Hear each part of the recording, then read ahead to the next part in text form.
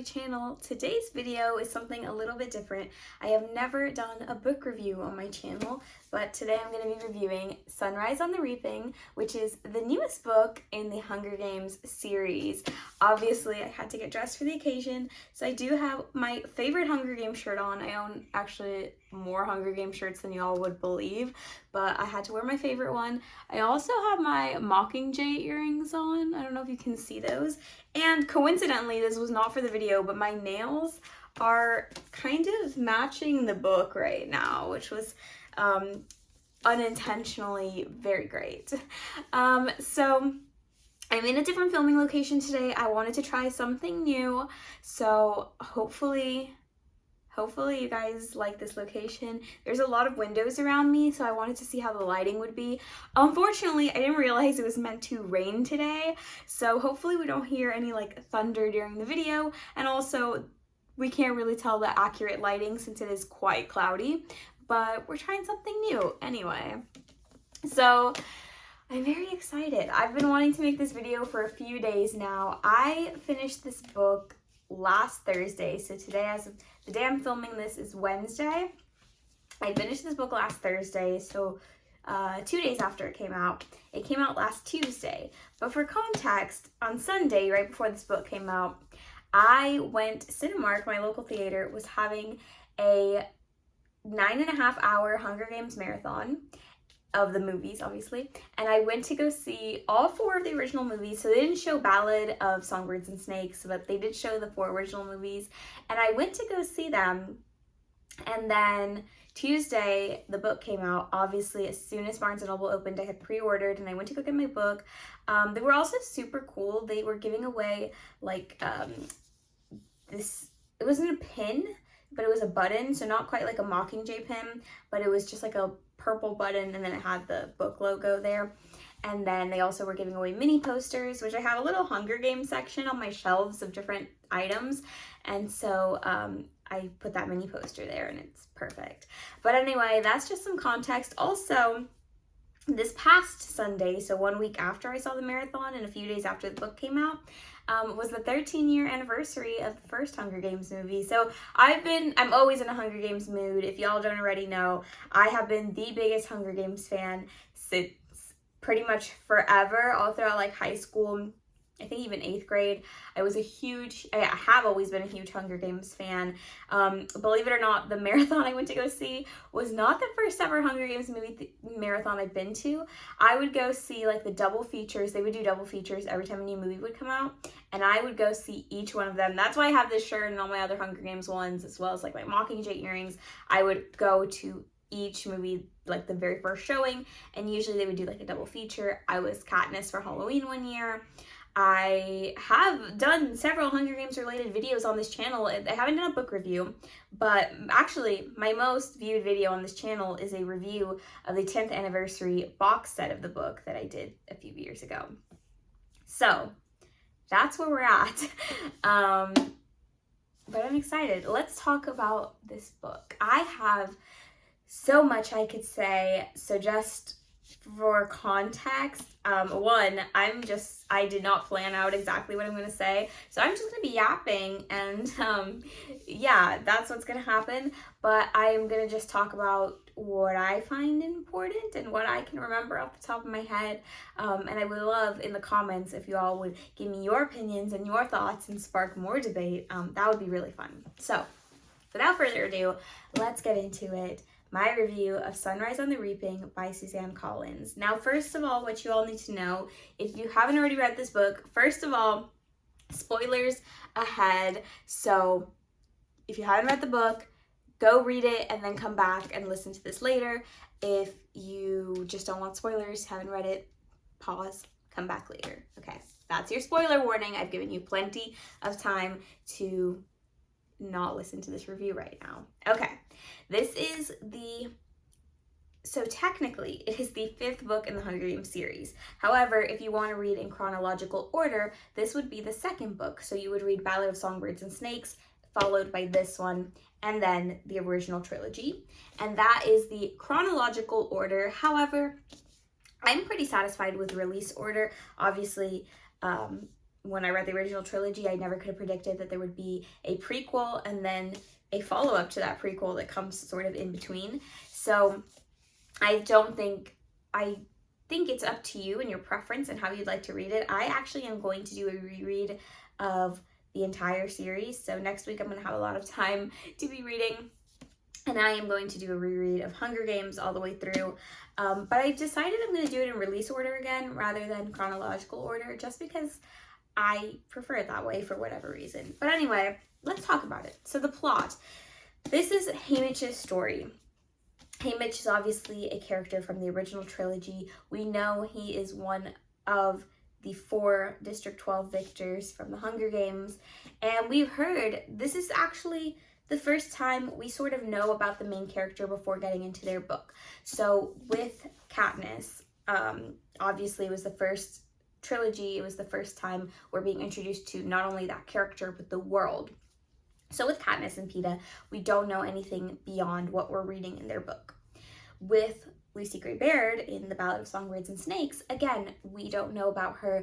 She's kind of been erased from Panem history, and so she's not mentioned in the original trilogy, and we don't really know anything about her. However, with Haymitch, we do know a great deal about him before this book. So we know that in Catching Fire specifically, and I feel like Catching Fire is the book that directly connects to this book the most, and I'll get into that in a little bit, but it just so beautifully connects this book and Catching Fire together. But basically, in Catching Fire, we do see Katniss and Peeta watching Haymitch's games, and so we do have some information regarding the arena, regarding how he won, and just regarding Haymitch in general. And of course, we do know him as a character later on, and so we know who he is and a bit about his personality. But this book really reshapes how we view Haymitch's story.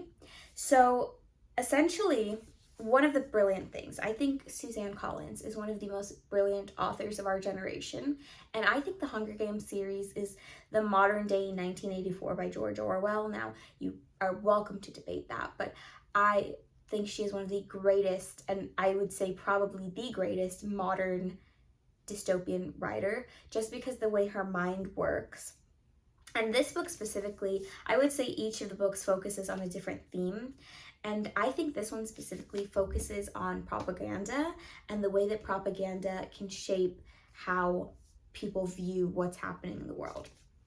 So what I think is brilliant is that in Catching Fire, what we learn about Haymitch and about his games and what Katniss and Peeta see is actually a version of the games that was edited by the game makers, by President Snow, by whoever, and it's pretty much what the people in the districts viewed during Haymitch's games, but it's not the full story. And I think that in itself is a really wonderful representation of how propaganda can change the way we see things and can actually make us believe something happened one way when that's not at all how it happened. So I think that is super interesting and super genius on Suzanne Collins' part. I would be very curious to know how long she had this book planned. I would guess, however, I have no confirmation, but I would guess that she didn't necessarily have this book planned when writing the original trilogy, and maybe not even when writing Ballad of Songbirds and Snakes, but she has said that she only writes when she has something to say, and let me tell you, she had a lot to say in this book. Now, let's start somewhere, because I feel like I've just started talking and I haven't really had a clear path of what I'm saying, but to start somewhere, the plot. So within literally the first 2 chapters, a whole bunch of lore is dropped on us. We are introduced to Katniss's parents, who obviously we do know a little bit about them from the original trilogy, but in this book we learn so much more about them. So we learn that Burdock Everdeen is Katniss's father. We also learn that him and Haymitch are best friends. Now, there was no hint of this in the original trilogy, but that is because after Haymitch wins his games, we have that tragic ending, which we'll get into, and so Haymitch distances himself from Burdock and from Astrid March, who is Katniss, or eventually becomes Katniss's mother. He distances himself from them because he doesn't want them to meet some horrible fate, which is a little bit ironic considering everything that happens with Katniss, which is not a horrible fate. I mean, she ends up doing what others had tried to do before her. But anyway, we meet Katniss's parents. We find out that Haymitch's girlfriend is Lenore Dove, and she is Covey, and she is directly related to Lucy Gray Baird. Now, I don't want to really get into the family tree of how that works, but what we know, without any like solid how exactly they're related and who, we know now that Lucy Gray Baird and Lenore Dove are related. We also know, because we find out that Burdock, which is again Katniss's father, is related to Lenore Dove. So we now know that Katniss is a direct descendant in some way of Lucy Gray Baird. And so we had those theories, obviously, when Ballad of Songbirds and Snakes came out. I know a lot of people were making those theories that Katniss was related to Lucy Gray, and because the original trilogy, they talk about how Katniss's father could remember any song. She knows the Hanging Tree song, which was one of the Covey songs, so we do find that out. We also find out that Lucy Gray is raised by two of her uncles because her mother died in childbirth, and I believe she didn't know her father. Sorry, not Lucy Gray, Lenore Dove, my bad. She is raised by two of her uncles, and these two uncles are also mentioned in the Ballad of Songbirds and Snakes, so they knew Lucy Gray Baird very directly, and then we do later on at the end of the book find out a little bit more about her. So Haymitch just showed a little bit of her games, obviously a version of what the Capitol allows him to see, but he sees a little bit of her games, because other than that, she has virtually been erased from history, other than people saying, I know a District 12 girl won at some point. They don't really know much else about who she was, her backstory, or where she is now. We do at the end of the book also see a grave, because for Lucy Gray, because obviously at the end, Lenore Dove is killed via gumdrops that were poisoned, obviously work of President Snow, and so at the end we do see a gravestone for Lucy Gray Baird with Lenore Dove's gravestone. So it's not 100% solid that she did die. It could have been something they put up assuming she was dead, and maybe she did run away, but we did get a little bit of closure on Lucy Gray Baird's story as well. So that's great. And then Haymitch, obviously we find out that his reaping was not even legal, and that is so interesting. So basically he just got caught up in some trouble. I'm not going to go too deep into the plot. If you're watching this, I'm assuming you've already read it, or maybe you're trying to decide if you should read it, and I don't want to spoil absolutely everything or give every single detail because we'd be here all day. But basically he got into some trouble, and so they rigged it and just chose him to go into the games, which is so interesting because that means that none, with the exception of PETA, who in all honesty probably should have never won the games to begin with, none of the District 12 victors were ever meant to be in the games. Lucy Gray Baird, she was set up to be in the games because of her issues with the mayor's daughter. Haymitch got into some trouble, and they, forced him to be the tribute when they needed one more tribute. Katniss volunteered for her sister. So these three victors were never meant to be in the games, and I think that is just so symbolic of District 12 and of that power that they had, and of why it is that they eventually were the ones who started that revolution and saw it all the way through. Also, this is obviously the second quarter quell. The third quarter quell was Catching Fire, and that book mirrors, or rather, I guess this book mirrors a lot of what happens in that book.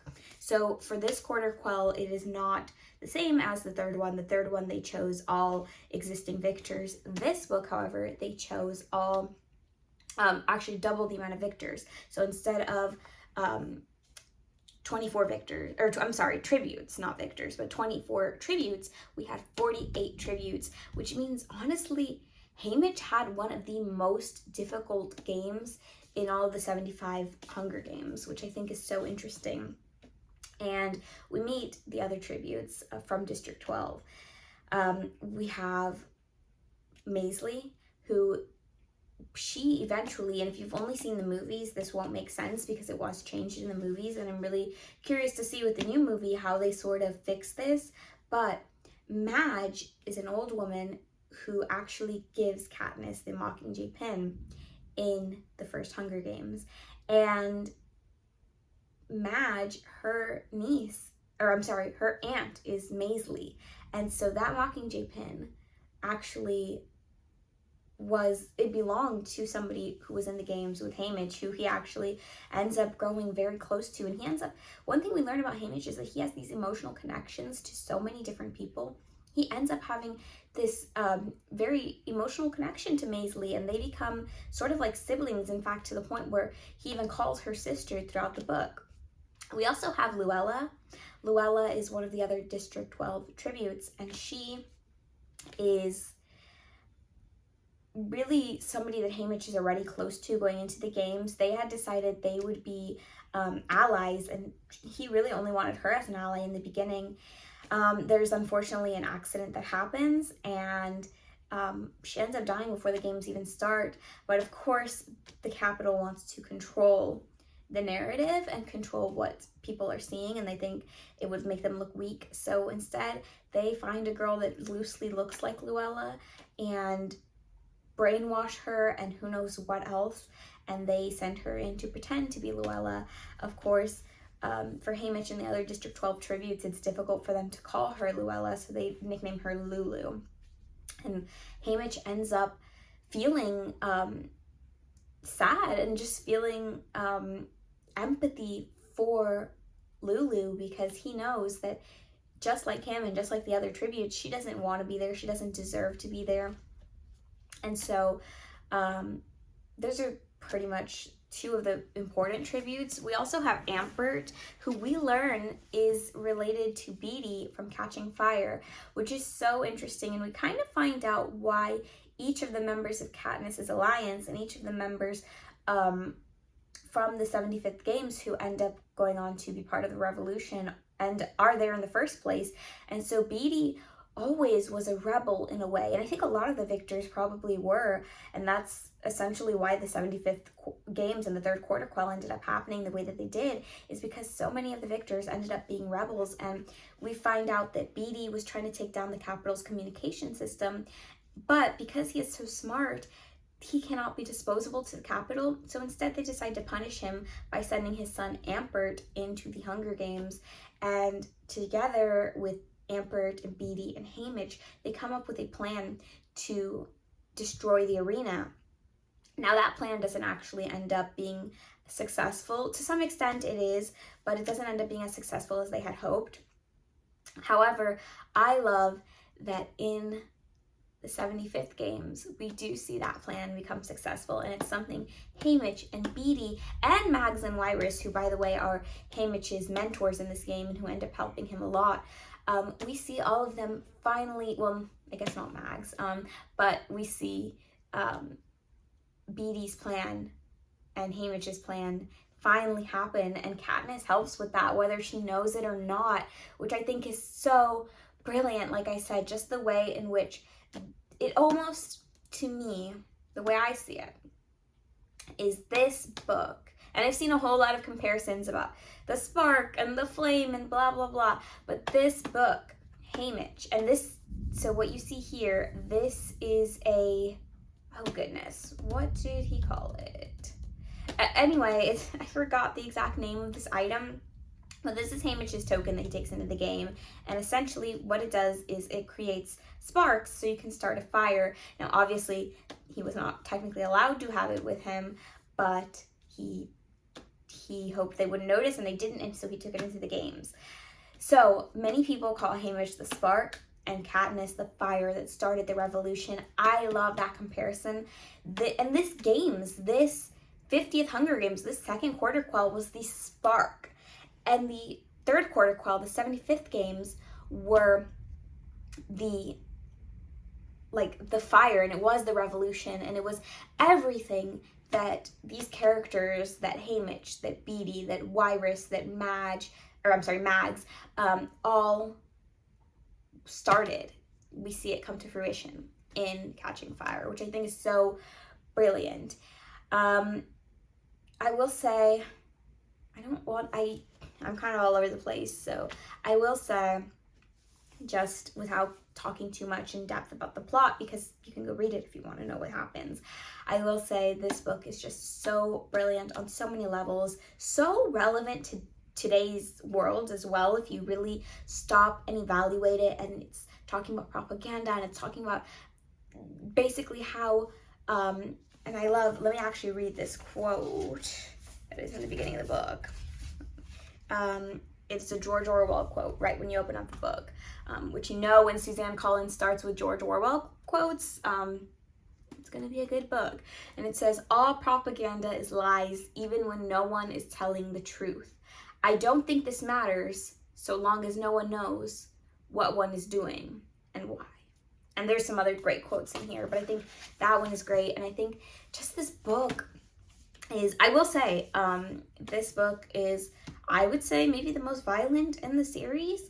There are just some moments. One of the tributes is decapitated, and there's a whole scene where the tribute that killed her is holding up her head.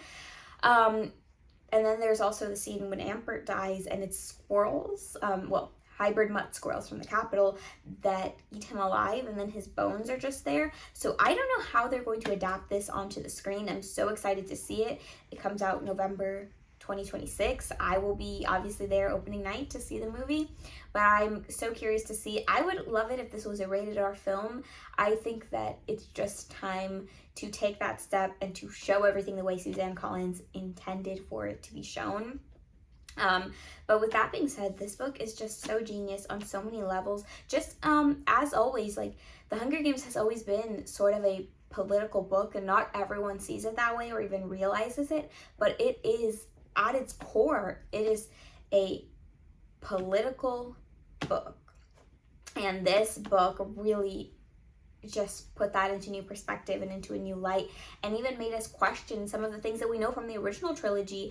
And it just showed how easily narratives can be sort of altered to make people think one thing. I just think it was brilliant. It also painted Hamish in a new light. He wasn't just this drunk or this weirdo. He was this person that lost so much and that went through so much, as I'm sure every Hunger Games victor feels and goes through. But he,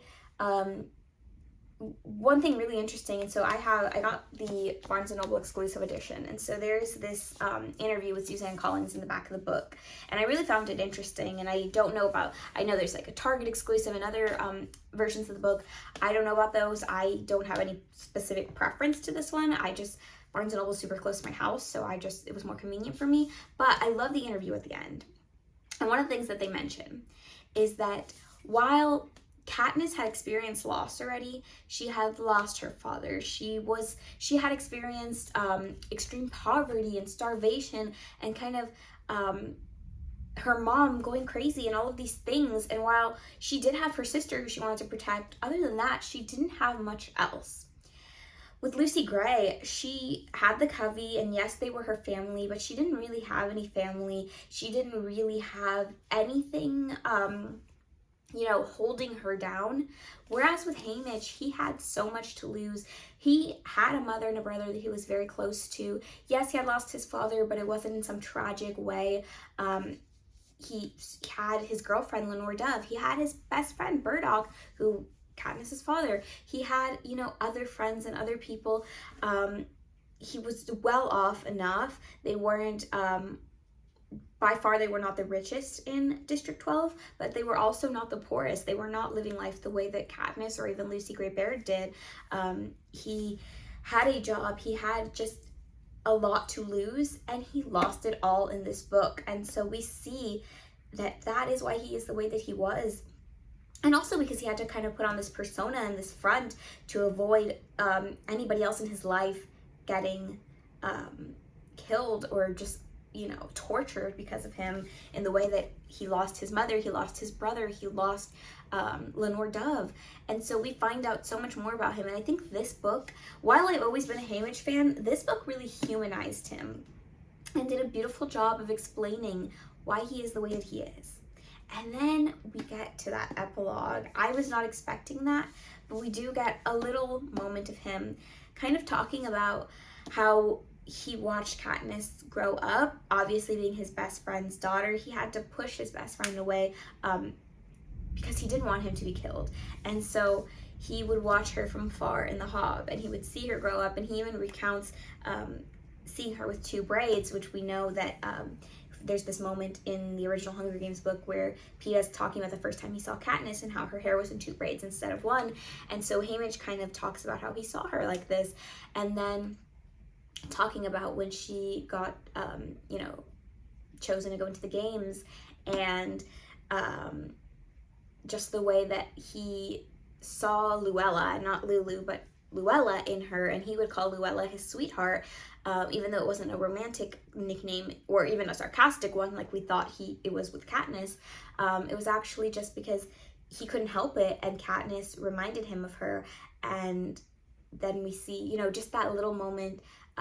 They're talking about, this is post Mockingjay. Katniss and Peeta are working on a memorial book, and so he starts to tell the story of Lenore Dove, of Sid, his brother, of his mother, of Luella, of Ampert, of everybody, Maisley, and then Katniss brings him some geese to raise, and we see actually at the end of Mockingjay that he is raising geese, and these are very symbolic of Lenore Dove, who I think plays a huge part in this book, although we only see her obviously before Haymitch goes into the games and after, and afterwards she obviously dies. I think she plays a really big role in this. She is the one who sort of was Haymitch's motivation. She's the one who told him, don't let the sun rise on another reaping. And even though he had to see 75 more, he finally was able to stop the games with Katniss, and obviously with the help of many others, but everything in this book finally happened in Catching Fire, and then obviously Mockingjay sort of solidified that it would never happen again. But I just think it's so brilliantly done. I love the little Katniss and Peeta cameo at the end. I really hope that we do get them in Sunrise and the Reaping in the film. I hope there's like a similar epilogue in the movie and a little cameo. Woody Harrelson, Jennifer Lawrence, Josh Hutcherson. I think that would be great. But overall, and I could just keep going on, and there are so many themes and things to discuss, but I would be here all day. But overall, I'll say this is, I think, and I cannot believe I'm saying this. I didn't think I would ever say this, but this is, I think, my new favorite book in the Hunger Games series. I think, I'll say this, you can't have any one book in the series without having the others. Sure, you could read this standalone. You could read Ballad of Songbirds and Snakes standalone. You could read the first Hunger Games book standalone. I don't really think you could do Catching Fire or Mockingjay standalone, just being honest. But you need all 5 books for the story to really have its intended purpose. And I think this one is brilliant and maybe the most genius book of the series. And I'm such a fan of Suzanne Collins. I love what she has done, and she did it again, and I think she did it even better this time.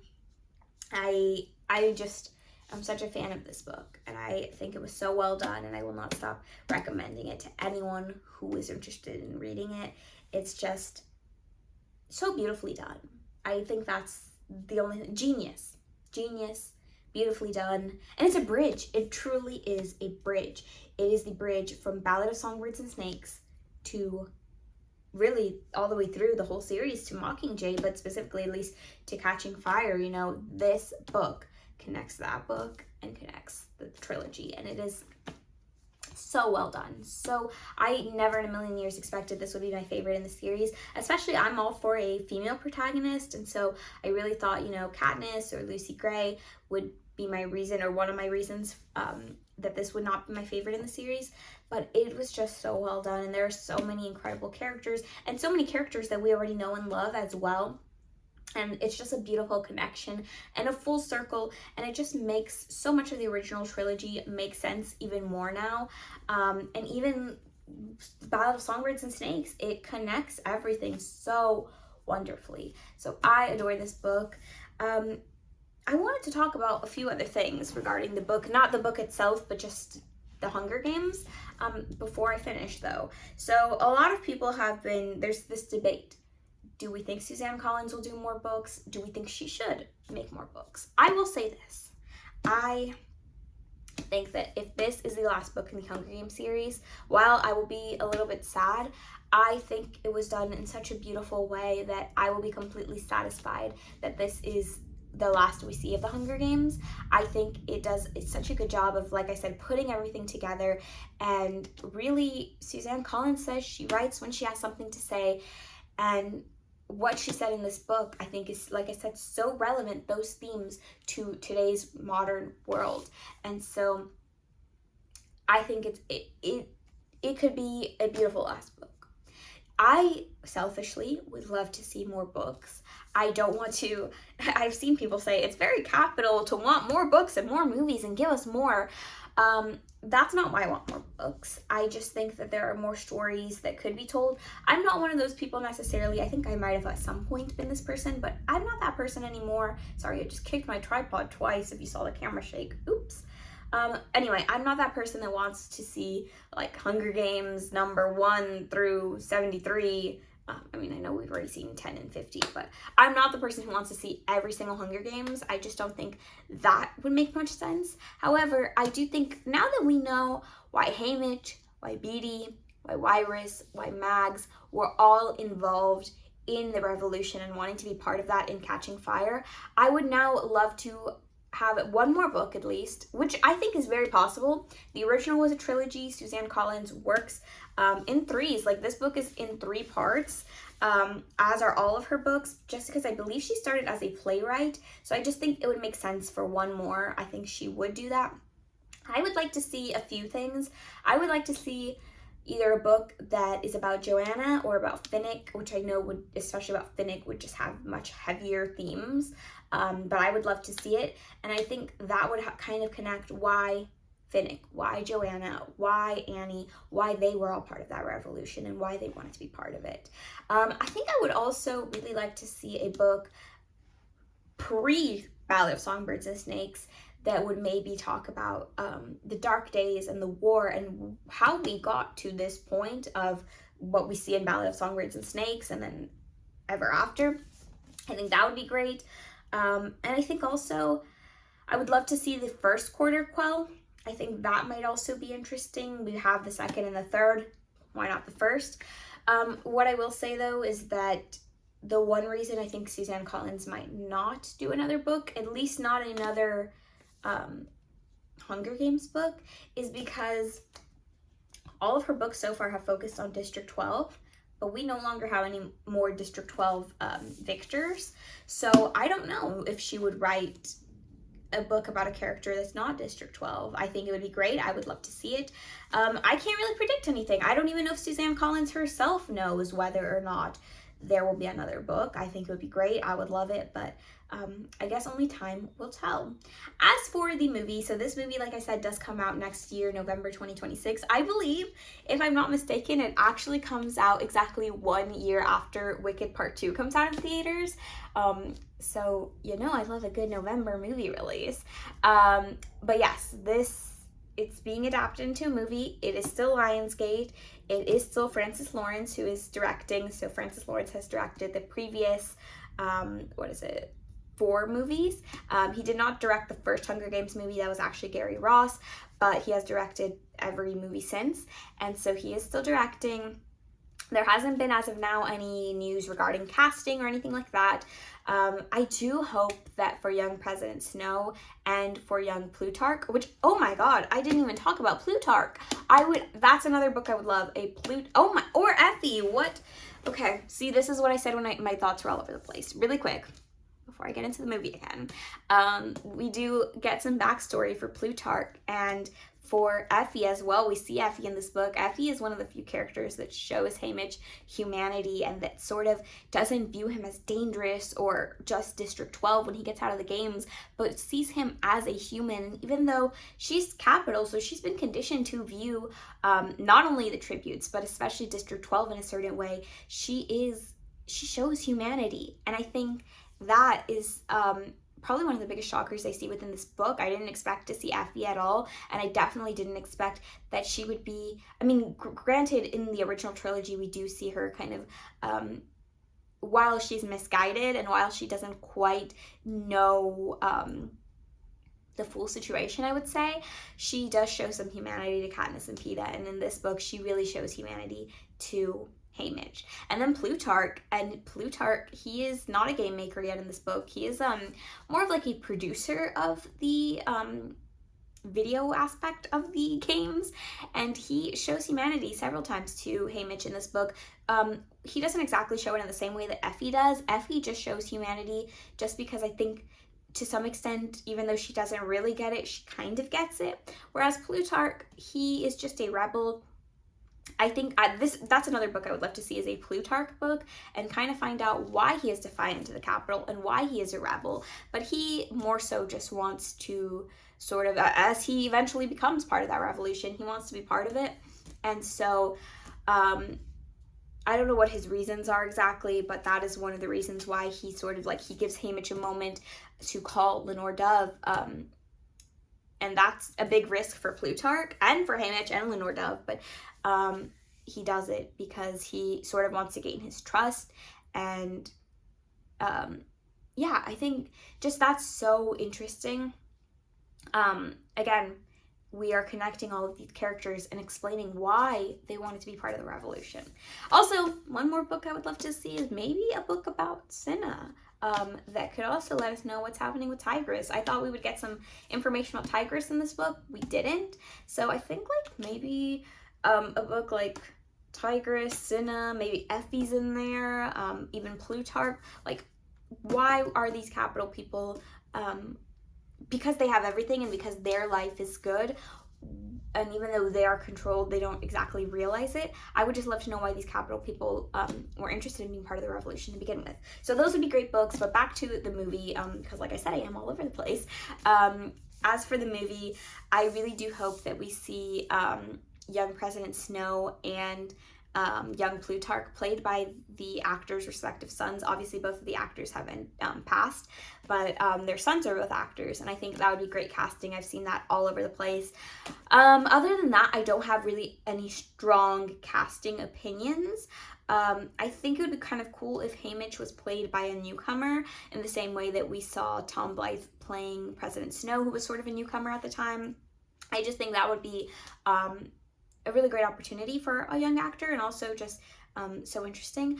Two little minor casting things that are not like something I'm set on, but something that I think would be nice as well are, I saw a lot about, oh my goodness, why is her name escaping me? Hold on, it'll come back to me. Elle Fanning, there we go. I could not remember her name. Elle Fanning playing young Effie, and I saw some photos of her that I was kind of like, oh, I like that. I'm not set on it, but I think that is a cool option. And then the other one I had seen was having Stanley Tucci play Caesar Flickerman again. It's said in the first trilogy, Katniss says he never changes, he looks the same, so I just think that would be really fun. But I'm really excited to see what they do with the film. Like I said, I would like it if it was rated R. I'm not even a huge like rated R, or like, I definitely don't love like gore. I don't watch horror at all, but I think that it would be really great if they could sort of up the, I don't want to say violence, but just show us just how brutal the games are on screen. And I think the only way to do that would be by making it rated R and really showing certain moments. So I'm really curious. We'll see. I can't wait till we get some casting announcements, a trailer. I would love to make more Hunger Games videos if you all would like. Like I said, my most viewed video on this channel is a Hunger Games video. But I'm not doing it for the views. I just truly love the Hunger Games so much.